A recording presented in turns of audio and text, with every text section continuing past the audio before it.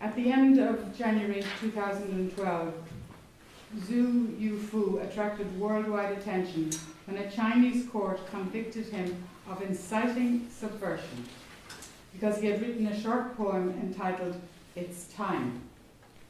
10 days later, in a rushed hearing where he was not permitted to speak, he was sentenced to 7 years imprisonment. It's time, people of China. It's time. The square belongs to everyone. With your own 2 feet, it's time to head to the square and make your choice. It's time, people of China. It's time. A song belongs to everyone. From your own throat, it's time to voice the song in your heart. It's time, people of China. It's time. China belongs to everyone. Of your own will, it's time to choose what China shall be.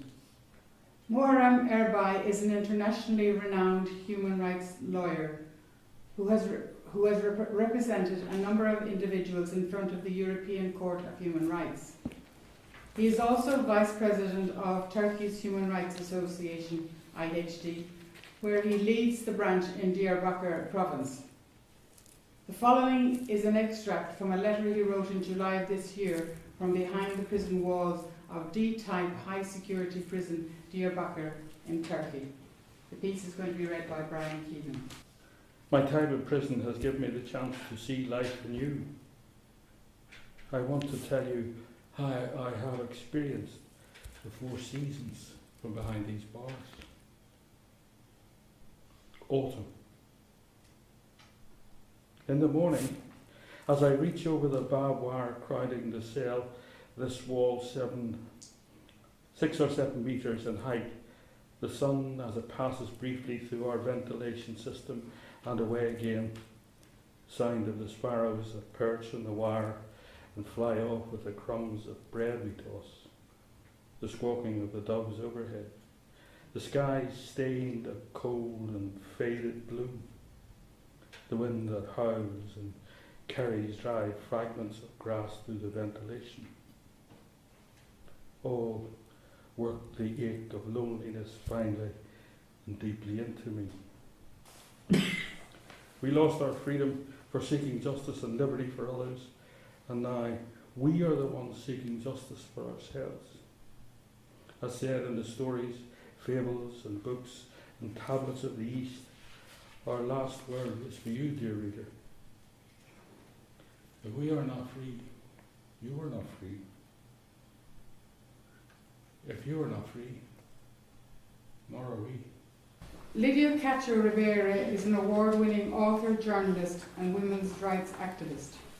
Following the publication of her book on child pornography in Mexico in 2005, she was illegally arrested, detained and ill-treated before being subjected to a year-long criminal defamation lawsuit. The following is an edited version of an article entitled "Reluctant Heroes," which appeared in the 2010 Index on Censorship publication Beyond Bars, 50 Years of Penn's Writers in Prison Committee. The person uttering the death threat has spent days preparing for this moment to let you know that your fate is sealed. Up until this phone call or email, threats were something ethereal and alien, something that happened to other people. Over time, I learned what many journalists and writers have learned before me, that acquiring powerful enemies as a result of revealing deeper truths unsettles us and sets us apart from our colleagues and our loved ones. Our role as journalists is to push people beyond complacency. Journalism is not about fame or ratings. It is about offering an echo to the voices of otherwise voiceless people. Every morning I remember that if I do my job well, I will help citizens acquire reliable, accurate information to make decisions in their community, and that it's truly powerful. It makes me remember my job is meaningful and useful to society. Jila Bani Yaqub. Jila Bani Yaqub is a women's rights activist and journalist. In 2010, she was tried and convicted for spreading propaganda against the system and insulting the president. The courts banned her from practicing journalism for 30 years and sentenced her to a year in prison. She is currently serving a 1-year prison term in Evin prison and has written a letter to her journalist husband, Bahman Ahmadi Amu, who is serving a 5-year prison term in Raji Shahar prison. Of course, because you have more experience with life behind bars, you kept giving me advice on what to do in order to make my upcoming prison sentence more bearable. You spoke of the importance of exercise, the need to read and study and to try and get some fresh air every day. You even recommended a few books you thought I should read, books that were, as you put it, particularly enjoyable if read behind bars. I kept saying, Batman, don't worry so much about me. This 1 year I will be spending behind bars, for this too shall pass. My dearest Batman, what I find most attractive about this prison is that individuals with a variety of backgrounds and opposing points of view are coexisting peacefully. We sit together, share meals, have discussions and arguments. I find this peaceful coexistence extremely gratifying. My experience here behind bars has made me hopeful that I may someday witness a similar model implemented across our society at large.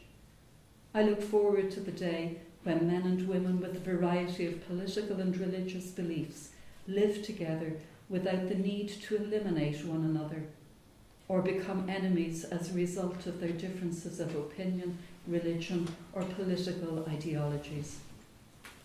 If such a coexistence is possible behind bars, why should it not be possible across our beloved land? Samyat Pruksakamesuk is a prominent Labour activist in Thailand.